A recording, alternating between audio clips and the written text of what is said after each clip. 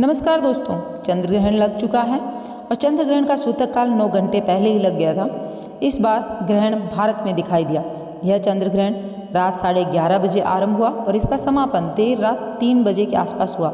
जो व्यक्ति चंद्र ग्रहण के बाद में स्नान नहीं करते हैं उनके जीवन में राहु काल प्रवेश कर जाते हैं और शनिदेव उनके पीछे लग जाते हैं। उनके पूरे काल का विनाश हो जाता है। इसलिए चंद्र ग्रहण के बाद में स्नान करना अति आवश्यक है और स्नान करने की बाल्टी में एक ऐसी गुप्त चीज़ डाल देना जिससे कि आप धनवान न हो जाएं, करोड़पति ना हो जाएं, बीमारी हमेशा से आपके दूर रहे, आप मालामाल ना हो जाएं और आपका भाग्य न चमक जाए।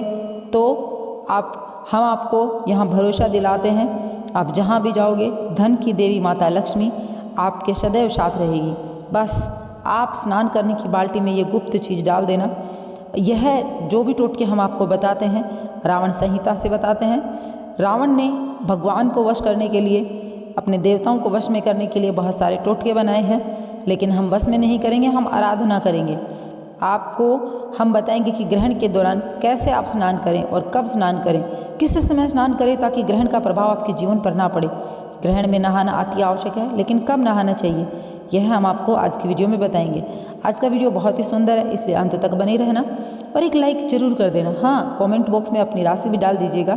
यदि हमारे पास कोई उपाय होगा तो वहाँ आकर कमेंट बॉक्स में हम रिप्लाई देंगे। दोस्तों, पहले हम नहाने का तरीका बताएंगे, फिर आपको ग्रहण के दौरान नहाने वाली प्रक्रिया बताएंगे। तो चलिए जानते हैं नहाने के प्रकार कैसे होते हैं। तो शुरू करते हैं दोस्तों। आज हम आपको बताएंगे कि सामान्य सी जानकारी, व्यक्ति विशेष और व्यक्ति से जुड़ी यह जानकारी है जिसको जानने के बाद में आप भी अचंभित होंगे कि अगर आप अपने जीवन में धनहानि का सामना कर रहे हैं, परिवार में आर्थिक तंगी का सामना कर रहे हैं, तो उसका एक छोटा सा कारण है आपके नहाने की आदत। दोस्तों, इस बारे में हम आपको बताते हैं कि नहाने के तुरंत बाद व्यक्ति को भूलकर भी इन कामों को नहीं करना चाहिए, अन्यथा उनके घर में कंगाली बर्बादी देखने को मिलती है। जो महिलाएं नहाते यह कार्य करती हैं उनके घर में कभी भी माता लक्ष्मी वास नहीं करती हैं। दोस्तों, चाहे कुछ भी हो जाए, भूलकर भी ऐसे स्नान कभी मत करना, नहीं तो आपका परिवार बर्बाद हो जाएगा। दोस्तों, इसका सीधा साधा संबंध हम यहाँ पर बताते हैं कि आप कुछ ऐसी गलतियां करते हैं जिसकी वजह से हमें परेशानियां देखने को मिलती है। आगे बढ़ने से पहले आपसे एक विनती करेंगे कि अभी तक आपने इस चैनल को सब्सक्राइब नहीं किया है तो चैनल को सब्सक्राइब करके बेल आइकन अवश्य प्रेस कीजिएगा। दोस्तों, नहाना इंसान के लिए बहुत ही ज़रूरी होता है। हिंदू धर्म में जो व्यक्ति हर रोज़ स्नान करता है ऐसे व्यक्ति को पुण्य का बहुत ही भागी माना जाता है। कहा जाता है ब्रह्म मुहूर्त में जो व्यक्ति स्नान करता है, अर्थात 5 बजे से पहले जो स्नान करता है वह देव योनि में आता है, और जो व्यक्ति 5 बजे से 9 बजे के बीच में स्नान करता है वह इंसान में योनि में आता है, और जब इसके बाद में स्नान करता है 9 बजे के बाद में वह व्यक्ति राक्षस योनि में आता है। तो नहाना व्यक्ति के लिए बहुत ज़रूरी है और सही समय पर नहाना भी बहुत ज़रूरी है। हम सनातन धर्म से बिलोंग करते हैं। सनातन धर्म में हर एक व्यक्ति के लिए हर एक चीज़ के कुछ नियम कायदे कानून हैं। अमूमन यह होता है कि व्यक्ति नहाने के लिए बाथरूम में पानी की बाल्टी भरता है और उसी से वह व्यक्ति स्नान करता है। यह तो बहुत अच्छी बात है, लेकिन कई लोग क्या करते हैं, नहाने के बाद बाल्टी और नहाने की जो सामग्री है उसको ऐसे ही छोड़ देते हैं। दोस्तों, बाल्टी में आधा जल भरकर ऐसे ही रख देना एक बहुत ही बुरी आदत है। नहाने के बाद में बाल्टी को कभी सीधा नहीं रखना चाहिए, उसे तुरंत उल्टा करके रखें। नहाने के बाद जो पानी छोड़ दिया जाता है उसमें अगर घर का कोई दूसरा व्यक्ति नहाता है या घर का कोई दूसरा सदस्य नहाता है तो उसे उसकी उम्र घटती है, साथ ही वह नकारात्मक प्रभाव झेलने पड़ते हैं। दोस्तों, हर व्यक्ति अपनी किस्मत का धनी होता है। हर व्यक्ति के पास एक सकारात्मकता होती है, अपनी एक नकारात्मकता होती है। उसके अनुरूप अगर आपका समय बुरा चल रहा है और अगर आपके ग्रह दोष लगे हुए हैं, अगर आप ऐसा कार्य करते हैं तो आपके परिवार के बाकी लोगों को भी वह ग्रह दोष लग जाते हैं। अगर आप जीवन में तंगी का सामना कर रहे हैं, आपकी मानसिक स्थिति फिलहाल सही नहीं चल रही, आप परेशान हैं, तो आपकी परेशानी पूरे परिवार को झेलनी पड़ती है। जितना दुख आपको झेलना पड़ता है उतना पूरे परिवार को झेलना पड़ता है। तो नहाने के तुरंत बाद कभी भी आपकी बाल्टी में जल भरकर नहीं छोड़ना चाहिए। दोस्तों, इसके कई नुकसान हैं। एक तो पानी की बर्बादी होती है, दूसरा परिवार में कष्ट बढ़ते हैं। ऐसे में भूलकर भी इस कार्य को ना करें। अगर संभव हो तो आपके नहाने के लिए आप हमेशा उतना ही पानी लें जितने से आप नहाएं। उसके बाद में बाकी बचे हुए पानी को आप वहीं पर गिरा करके बाल्टी को उल्टा करके रखें। इसके साथ साथ आपके कार्य में आप हमेशा साफ सफाई पसंद भी कहलाएंगे और आपके ऊपर कोई दोस्त भी नहीं लगेगा। दोस्तों, अगर आप ऐसा भी नहीं करते हैं तो कोई बात नहीं, आपको भूलकर भी नहाने का पानी नहीं छोड़ना चाहिए ताकि इससे आपको बर्बादी का सामना ना करना पड़े। दोस्तों, एक बात और है कि कई लोग क्या करते हैं, नहाने के बाद विशेष तौर पर पुरुष जो अपने भीतर पहनने वाले कपड़े होते हैं अर्थात अंदरूनी वस्त्र, बनियान और अंडरवियर, कभी भी ऐसे कपड़े महिलाओं से नहीं धुलवाने चाहिए। हमारे हिंदू धर्म में बहुत सारे लोग 99% लोग ऐसा ही करते हैं। पुरुष अपने अंदरूनी कपड़े अपनी पत्नी से धुलवाते हैं। ऐसे कपड़े जब कोई स्त्री धोती है तो पूरे परिवार को पाप लगता है। दोस्तों, आपको अंतर्वस्त्र उतार कर कभी भी ऐसे ही नहीं छोड़ने चाहिए। हमेशा हर पुरुष को, हर स्त्री को अपने अंतर्वस्त्र धोकर आने चाहिए। उसे पत्नी अगर धोती है तो भी नकारात्मकता आती है, और व्यक्ति विशेष के अंदर अगर नकारात्मकता प्रवेश करती है तो आपके जीवन में बहुत बड़े कष्ट आपको देखने को मिलते हैं। दोस्तों, इसलिए स्त्री और पुरुष दोनों को अपने अंतर्वस्त्र खुद ही धोने चाहिए, गलती से भी किसी दूसरे व्यक्ति से नहीं धुलवाने चाहिए। अगर इस बात का आपको विशेष ध्यान रखना चाहिए। लेकिन हाँ, जब कोई पति अपनी पत्नी से अंडरवियर या अंतर्वस्त्र धुलवाता है तो उस पति का दोष लगता है। उसके पति की धीरे धीरे कंगाली, बर्बादी और उन पर दोष लगते जाते हैं। उनकी मृत्यु तक हो जाती है, वे बीमार पड़ जाते हैं, उनके जीवन पर ग्रहण लग जाता है। इसलिए हमेशा अपने अंदरूनी वस्त्र स्वयं ही धोने चाहिए। दोस्तों, कई लोग क्या करते हैं, नहाकर आने के तुरंत बाद अपने पैरों को धोते हैं। आपको भूलकर भी ऐसा नहीं करना चाहिए। नहाने के बाद मन पवित्र हो जाता है, आपको प्रभु भक्ति में मन लगाना चाहिए। नहाने के दौरान कुछ ऐसे मंत्र हैं जिनको आप हमेशा जाप करें। आप अपने पैरों को धोकर वापस अशुद्धता का कार्य करते हैं। पैर धोकर आप सोचते हैं मन ही मन कि आप शुद्ध हो गए हैं, लेकिन हिंदू धर्म में ऐसा वर्जित माना जाता है। हिंदू धर्म में पैरों से सर की तरफ स्नान किया जाता है। दोस्तों, अगर व्यक्ति को नहाते समय भूलकर भी मौन रहकर नहीं नहाना चाहिए। हिंदू धर्म में ऐसी मान्यता है, नहाते समय मंत्रों का उच्चारण किया जाता है, हरि भजन का उच्चारण किया जाता है। मन ही मन कोई ना कोई भजन अवश्य गुनगुनाएं या कोई मंत्र गुनाएं। लेकिन जब आप नहा रहे हो, मौन रहकर नहीं नहाना चाहिए, क्योंकि वैज्ञानिक दृष्टि से भी ये गलत माना गया है। दोस्तों, विशेष तौर पर सुहागन महिलाओं को तुरंत नहाकर आने के बाद भी सिंदूर नहीं लगाना चाहिए। ऐसा माना जाता है अगर कोई महिला ऐसा करती है तो उसके पति की आयु कम होती है। लेकिन हाँ, सिंदूर तो नहाने के बाद ही लगाया जाता है दोस्तों। लेकिन जब आप नहा कर आए तब आपको यह ध्यान रखना चाहिए कि अगर आपके बाल गीले हैं तो ऐसे गीले बालों में आपको सिंदूर नहीं लगाना चाहिए, क्योंकि ऐसा करने से सिंदूर का अपमान होता है। इसके साथ ही आपके ऊपर नकारात्मकता प्रभावी होती है, और नकारात्मकता अगर प्रभावी होती है तो आपके जीवन में फिर नकारात्मकता के साथ साथ आर्थिक तंगी और बर्बादी आ जाती है। लेकिन याद रहे, जब आपके बाल सूख जाएं तब आप सिंदूर अवश्य लगाएं। दोस्तों, इसी तरह तुरंत नहाने के बाद आपको कभी भी नुकीली चीज़ जैसे कि नेल कटर का इस्तेमाल, शेविंग, यह नहीं करनी चाहिए, क्योंकि यह चीज़ नहाने के पहले की जाती है। बाद में अगर आप करते हैं तो आपके लिए नहाने का जो पुण्य आपने किया था वह गलत हो जाता है। आपके जीवन में आर्थिक तंगी एवं बर्बादी का आपको सामना करना पड़ता है। दोस्तों, कहने को ये चीज़ें छोटी छोटी हैं, लेकिन हमारे शास्त्रों से बिलोंग करती हैं, इसलिए आपके जीवन काल पर बहुत प्रभाव डालती हैं। दोस्तों, कई लोग क्या करते हैं, नहाने के तुरंत बाद अग्नि को स्पर्श कर लेते हैं। नहाने के तुरंत बाद भूखे पेट कभी भी अग्नि को स्पर्श नहीं किया जाता। अग्नि को भोग लगाने के बाद ही अग्नि को स्पर्श किया जाता है। जब भी महिलाएं, पुरुष, चाहे कोई भी हो, नहाने के तुरंत बाद आप चूल्हे को न छुएं। दोस्तों, ग्रामीण इलाके में जो रहते हैं, गांव में जो रहते हैं, वह इस बात को बखूबी जानते हैं।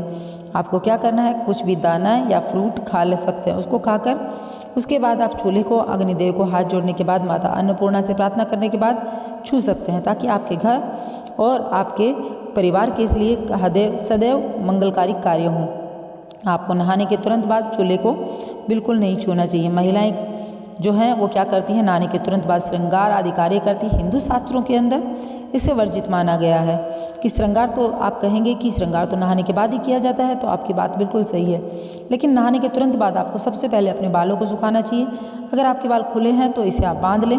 ऐसा माना गया है कि खुले बालों से नकारात्मक शक्ति बहुत जल्दी घर में प्रवेश करती है। गीले बालों के साथ ही नहीं, आपको गीले बालों को सुखा कर ही अपने बालों को आगे संवार कर, और फिर अगर आप श्रृंगार करते हैं तो आपको उसका पुण्य फल प्राप्त होता है। आपको सबसे पहले नहाने के बाद अपने बाल संवारने चाहिए। अगर आप ऐसा करते हैं तो आपको अपने जीवन काल में बहुत कुछ चेंज मिलेगा, बहुत कुछ बदलाव देखने को मिलेगा। अब बहुत सारे लोग क्या करते हैं कि नदी में स्नान करते हैं, तो आपको ये जरूर ध्यान रखना चाहिए कि जब भी आप नदी स्नान करें तो करने से पहले सबसे पहले अपने हाथों से आप नदी के अंदर प्रवेश करते ही नदी माता को प्रणाम करें। साथ ही साथ अपने स्वास्थ्य की कामना के साथ में नदी में प्रवेश करते ही आपको सबसे पहले कुछ जल की बूंदें भगवान सूर्य देव को अर्पण अवश्य करनी चाहिए। अगर आप ऐसा नहीं करते हैं तो नदी का स्नान का जो पुण्य प्राप्त होना चाहिए वह आपको नहीं होता। शास्त्रों के अनुसार ऐसा कहा जाता है कि अगर आप नदी में स्नान करने जा रहे हैं तो सबसे पहले आपको नदी माता को प्रणाम करना चाहिए। इसके साथ एक से अनेक व्यक्तियों को कभी भी एक साथ स्नान नहीं करना चाहिए। जी हाँ, आपने बिल्कुल सही सुना। नदी स्नान या फिर किसी पुण्य स्थान पर स्नान करना अनेक व्यक्तियों के साथ शुभ माना जाता है, इससे आपको सौभाग्य की प्राप्ति होती है। लेकिन अगर आप अपने घर में स्नान करते हैं और ऐसे में आप अगर 2 व्यक्ति हैं और आपको जल्दी स्नान करना है, दोनों को कहीं किसी काम से जाना है, ऐसे में 2 व्यक्ति को स्नान, सही बात, बहुत सारे लोग ऐसे होते हैं जो एक साथ कर लेते हैं। विशेष तौर से महिलाओं को इसका ध्यान रखना चाहिए। ऐसा माना जाता है इससे आपके स्वास्थ्य में एक साथ 2 व्यक्ति को स्नान करने से बहुत ज़्यादा गिरावट आती है। आपको कभी भी एक साथ 2 लोगों को स्नान नहीं करना चाहिए। इससे आपके जीवन पर नकारात्मक शक्तियाँ हावी होती हैं। और नहाने के बाद में व्यक्ति को कभी भी मुख दक्षिण की तरफ नहीं रखना चाहिए। नहाने के वक्त दक्षिण की तरफ मुख करके कोई भी व्यक्ति स्नान करता है तो वह ध्यान रखे कि यह दिशा पितरों की दिशा मानी जाती है और फिर पितृदोष लग जाता है। दोस्तों, एक बार आप ऐसा करते हैं तो कोई बात नहीं, लेकिन अगर आप बार बार ये गलती करते हैं, लगातार ऐसा करते हैं, तो आपके ऊपर पितृदोष हावी हो जाता है। तो आपको इससे बचना चाहिए। दोस्तों, इसी तरह माना जाता है कि सूर्यास्त के बाद कभी भी स्नान नहीं करना चाहिए, विशेष तौर पर जब सूर्य अस्त हो रहा हो। इसके बाद आप गर्मी की थकान में रहते हैं तो कोई व्यक्ति स्नान करते हैं, जो कि अच्छी आदत है। लेकिन आपको सूर्यास्त के समय, जिस समय गोधूली बेला कहा जाता है, उस समय विशेष तौर से आपको स्नान नहीं करना चाहिए। यह कार्य पूजा पाठ करने का समय होता है, तो आप पूजा पाठ करें, भगवान का नाम लें। दोस्तों, इसी तरह जो छोटे बच्चे होते हैं, छोटे बच्चों को नहाने के तुरंत बाद आपको काला टीका लगाना चाहिए, बिल्कुल नहीं भूलना चाहिए। ऐसा माना जाता है कि छोटे बच्चे जो होते हैं वे देवात्मा होते हैं, उनके ऊपर उनके विकार होते हैं, जिनकी वजह से नकारात्मक शक्तियाँ उनके ऊपर बहुत जल्दी हावी हो जाती हैं, उनको नज़र लग जाती है और छोटे बच्चे परेशान होते हैं। ऐसे में भूलकर भी किसी भी माता पिता को अपने बच्चों को नहाने के बाद में ऐसे ही नहीं छोड़ना चाहिए। काला टीका अवश्य लगाएं और ऐसा करने से बच्चे से बुरी शक्तियाँ दूर रहती हैं, उन्हें नज़र भी नहीं लगती और बीमारियों से बचे रहते हैं। दोस्तों, अब जानते हैं चंद्र ग्रहण के दौरान वह कौन सी ऐसी चीज़ है जिसको जल में डालकर स्नान करने से सूर्य ग्रहण से निकली, चंद्र ग्रहण से निकली कोई भी हानिकारक किरण आपके जीवन पर या आपके परिवार के जीवन पर असर नहीं करेगी और आपको धनी बनाकर जाएगी। तो आप दिन दुगनी रात चौगुनी तरक्की करेंगे। दोस्तों, मैं ईश्वर की सौगंध खाकर कहती हूँ, अगर आपने इस चंद्र ग्रहण के दौरान या चंद्र ग्रहण से पहले या चंद्र ग्रहण के बाद अगली सुबह अगर आप नहाते हैं तो नहाने के जल में 2 या 5 तुलसी के पत्ते डाल दें और 2 रुपये का गेरू, 2 रुपये का गेरू आपने ज़रूर सुना होगा। गेरू अगर नहीं सुना है तो पुराने बुजुर्गों से पूछ लीजिएगा, उन्हें पता होता है कि किसे कहते हैं गेरू। तो अपने बुजुर्गों से पूछकर पता लगा लीजिए कि गेरू क्या होता है और फिर गेरू को चुटकी भर अपने नहाने की बाल्टी में डाल लेना है। उसके बाद में आपको स्नान करना है। गर्भवती महिलाएं जब ग्रहण लगता है तो ऐसे समय में गेरू अपने पेट पर लगाती हैं ताकि उनका शिशु जो है वो सुरक्षित रहे। तो देखिए, गेरू डालकर जब आप स्नान करते हैं तो आपके घर में माता लक्ष्मी जो है स्थायी निवास कर लेती हैं और उनके जीवन में कभी भी ग्रहण नहीं पड़ता। ऐसा जो जल होता है स्वयं गंगा जल से भी ज़्यादा पवित्र माना जाता है। शुभ कार्य और मंगल कार्य अत्यंत दुर्लभ जल यह बन जाता है। विशेषकर ऐसा जल घर में भी आप छिड़कते हैं चंद्र ग्रहण के बाद तो आपके घर में शुद्धता आती है। मैं ईश्वर की सौगंध खाता हूँ, अगर आप महाधनी ना बन जाएं तो हमारे चैनल को अनसब्सक्राइब कर देना। दोस्तों, हम यह भी जरूर करते हैं, ग्रहण के बाद में चुटकी भर गेरू डालकर हम पूरे परिवार के साथ स्नान करते हैं। आप भी जरूर करें। अगर लाभ न हो तो हमें बताना। दोस्तों, अगर जानकारी पसंद आई हो तो सच्चे दिल से कॉमेंट बॉक्स में जय श्री हरि रामचंद्र जरूर लिखना। और ग्रहण आपका बाल विवाह नहीं कर पाएगा और बल्कि आपको धनी बनाकर जाएगा। तो दोस्तों, आज के वीडियो में जो भी जानकारी आपको दी गई है यह पूरी सत्य है। अगर आप इस वीडियो को देख करके यह जानकारी जो आपको बताई गई है अपने जीवन में फॉलो करते हैं तो आपको बहुत ही चमत्कारिक प्रभाव देखने को मिलेंगे। तो चलिए मिलेंगे एक नए वीडियो के साथ में। तो अभी कहते हैं जय श्री कृष्णा, राधे राधे। और हाँ, जाते जाते वीडियो को लाइक और चैनल को सब्सक्राइब करना, अपने फ्रेंड्स एंड फैमिली में शेयर अवश्य करना, कोई भी इस जानकारी से वंचित ना रहे।